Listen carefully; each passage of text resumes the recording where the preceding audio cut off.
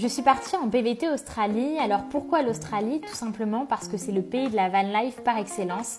J'avais donc pour projet d'acheter un van sur place pour parcourir une grosse partie du pays. Également, j'ai choisi l'Australie tout simplement parce que c'est une destination privilégiée lorsque l'on souhaite, comme moi, autofinancer son voyage, donc en alternant des périodes d'emploi et des périodes de road trip et donc de vacances. En partant en PVT Australie, mon niveau d'anglais était vraiment pas terrible. On va dire que j'avais un niveau d'anglais qui était plutôt scolaire. J'avais vraiment des bases qui étaient plutôt faibles. Au final, après 1 an en PVT Australie, j'ai vraiment pu voir une nette amélioration au niveau de mon anglais, au niveau de mes échanges avec les Australiens et leur accent qui est parfois difficile à appréhender. Donc je suis plutôt contente. Je suis pas encore bilingue, mais ça fait partie de mes objectifs pour la suite. Ce qui m'a surprise en arrivant en Australie, d'une part, ce sont vraiment les paysages qui sont très diversifiés et très différents de ce que l'on peut connaître en France et en Europe. Et également, ce sont les Australiens.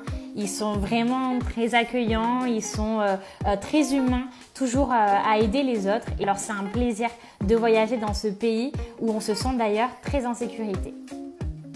Dans le cadre de mon PVT Australie, j'ai eu l'occasion de travailler dans différents domaines d'activité.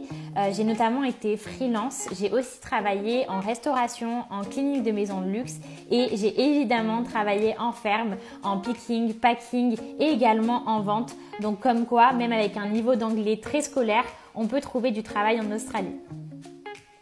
Ce qui a été le plus difficile pour moi dans le cadre de ce PVT en Australie, ça a été vraiment le manque de mes proches, de mes amis, de mon quotidien et de mon confort, surtout lorsqu'on est en van life et qu'on perd totalement ses repères.